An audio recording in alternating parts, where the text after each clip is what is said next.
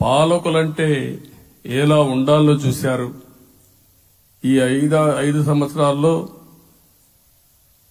పాలకుడు ఎలాంటి వాడు వచ్చి అర్హత లేని వ్యక్తి ఏ విధంగా ఉన్నాడో చూశారంటే ఈ రోజు ఇచ్చిన తీర్పు ఈ 5 ఏళ్లు పరిపాలించినటువంటి వ్యక్తి యొక్క ప్రవర్తన చూసిన తర్వాత ఇలాంటి వ్యక్తి పాలనకు పనికిరాడనే ఉద్దేశంతో ఓట్లు చేసే పరిస్థితికి వచ్చారు.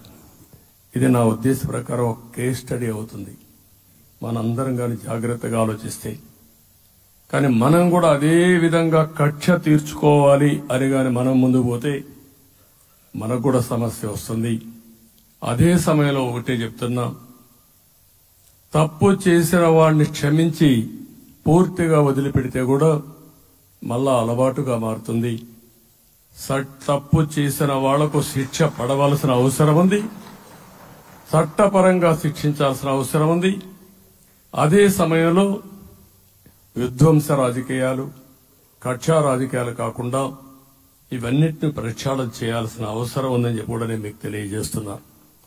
ఇంకొక పక్క 5 ఏళ్లలో ఎన్నో సంవత్సరాలు చూశాను గాని కార్యకర్తలపైన దాడులు, హింసా రాజకీయాలు, అక్రమ కేసులు, వేధింపులు, కడాన సోషల్ యాక్టివిస్టులు కూడా ఇష్టానుసారంగా కేసులు పెట్టి హెరాస్ చేస్తే నిద్రపోకుండా వాళ్ళు కాపాడుకున్నాం. ఇంకొక పక్కన అన్ని పార్టీలకు 3 పార్టీలకు అనుభవం ఉంది. ఈరోజు మీరు చూస్తే ప్రాణాలు తీస్తూ అరాచకంగా ప్రవర్తిస్తూ తెలుగుదేశం పార్టీలో ఒక ఉదాహరణ చూసినప్పుడు అన్ని పార్టీలకు వర్తిస్తుంది. ఏదైతే మన పార్టీకి వ్యతిరేకంగా నేను ఆ పేర్లు చెప్పకూడదు కాబట్టి చెప్పలేదు కానీ స్లోగన్ ఏమంటే కడాన మెడ మీద కత్తున్న జై తెలుగుదేశం అంటూ ప్రాణాలు వదిలిపెట్టే పరిస్థితికి వచ్చారు. ఇది ఊహించని పరిణామాలు. ఇవన్నీ ఇప్పుడు కూడా కళ్ల ముందర తిరిగే పరిస్థితి వస్తుంది. అందుకే ఈరోజు మనందరం కూడా ఇవన్నీ గుర్తుపెట్టుకుని, నాకు జరిగిన అవమానాలు చూశారు. నేను అందుకే మా కుటుంబానికి జరిగిన అవమానంతో నేను కూడా భరించలేక బయట వచ్చినప్పుడు ఒకటే శపథం చేసి వచ్చాను. ఆ శపథం ఇది గౌరవ సభ కాదు, ఇది కౌరవ సభ. ప్రజాక్షేత్రంలో గెలిచి మళ్లీ ఈ సభను గౌరవ సభగా చేసి అడుగు పెడతానని చెప్పి శపథం చేసి బయట వచ్చాను. ఓసారి ఇవన్నీ చరిత్ర. ఆ శపథాన్ని ప్రజలు గౌరవించారు. గౌరవించిన ప్రజల్ని నిలబెట్టే బాధ్యత మనందరిపైన ఉంది. సభను కూడా ఎన్నోసార్లు పవన్ కళ్యాణ్ గారు చెప్పారు, భవిష్యత్తులో ఆంధ్రప్రదేశ్ శాసనసభని ఒక గౌరవ సభగా చేసి ప్రజా సమస్యల్ని చర్చిస్తామని చాలా స్పష్టంగా చెప్పారు. అలాంటి బ్రహ్మాండమైన వాతావరణం క్రియేట్ అవుతుంది.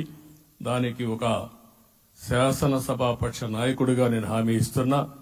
మళ్లీ ఈ సభను గౌరవ సభగా ఈరోజు మన పరిపాలన ప్రజా పరిపాలన, ప్రజా ప్రభుత్వంగా మనం ముందుకు పోవాల్సిన అవసరం ఉంది. ముందుకు పోతామని చెప్పి కూడా నేను మీకు తెలియజేస్తున్నా. ఇంకా కిందికి డెప్త్కి వెళ్తే గవర్నమెంట్లో ఏముందో ఇప్పటికి తెలియదు, ఎంత అప్పు ఉందో తెలియదు, ఎక్కడెక్కడ తెచ్చారో తెలియదు.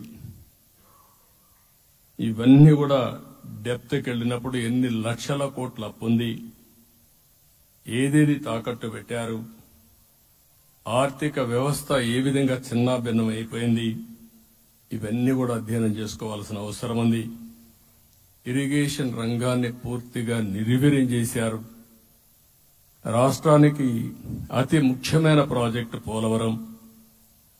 కేంద్రం క్లియర్గా పోలవరానికి సహకరించారు. నాకిప్పుడు కూడా జ్ఞాపకం ఉంది, 2014 కంటే ముందు నేను ముఖ్యమంత్రి అయ్యాను, ఎంపికయ్యాను. ఢిల్లీకి వెళ్ళాను. ఢిల్లీకి వెళ్ళినప్పుడు 7 మండలాలు తెలంగాణలో ఉన్నాయి. పోలవరం ముంపుకు గురి అయ్యే 7 మండలాలు తెలంగాణలో ఉన్నాయి. ఆ 7 మండలాలు అక్కడుంటే జూన్ 2వ తారీఖున నోటిఫికేషన్ వస్తే ఆ తర్వాత తెలంగాణ అనుమతి ఉంటే తప్ప, పునరావాసానికి ఒప్పుకుంటే తప్ప మనం పోలవరం కట్టే పరిస్థితి లేదు. ఆ రోజు రాజ్నాథ్ సింగ్ గారు పార్టీ అధ్యక్షుడు. అదే మరిగా ఆ రోజు వెంకయ్య నాయుడు గారు కూడా యాక్టివ్గా ఉన్నారు. నేను ఒకటే కోరాను, ప్రజలు నన్ను ఎంపిక చేసుకున్నారు. ఇక్కడ మనం ఎన్డీఏ వచ్చింది. ఈ ప్రాజెక్టు పూర్తి కావాలంటే ఆ 7 మండలాలు ఆంధ్రప్రదేశ్ రాష్ట్రానికి ఇస్తే తప్ప పూర్తి కాదు. మీరు 7 మండలాలు ఇవ్వకపోతే నేను ప్రమాణ స్వీకారం చేయను, నాకు ఈ పదవి వద్దని ఆ రోజు చాలా స్పష్టంగా చెప్పాను. ఇది ఎప్పుడు కూడా చరిత్రలో ఎప్పుడు జరగని విషయం. ఆ రోజు ప్రధానమంత్రి గారు నరేంద్ర మోడీ గారు ఇవన్నీ ఆలోచించి ఫస్ట్ కేబినెట్ మీటింగ్ లో పెట్టి ఒక ఆర్డినెన్స్ ఇచ్చి ఆ 7 మండలాలు ఆంధ్రప్రదేశ్కి ఇచ్చి తర్వాత పార్లమెంట్ సమావేశాలు పెట్టుకున్నారంటే అది ఒక చరిత్ర. అంటే ఆ రోజు గాని కేంద్రంగా 7 మండలాలు ఇవ్వకపోయుంటే పోలవరం ప్రాజెక్టు ప్రారంభమయ్యేది కాదు. అన్ని కష్టాలు పడి మళ్లీ డబ్బులన్నీ కోర్టులో ఉండే కేసులన్నీ విత్డ్రా చేయించి అన్ని చేయించాం. 72% పనులు పూర్తి చేశాం.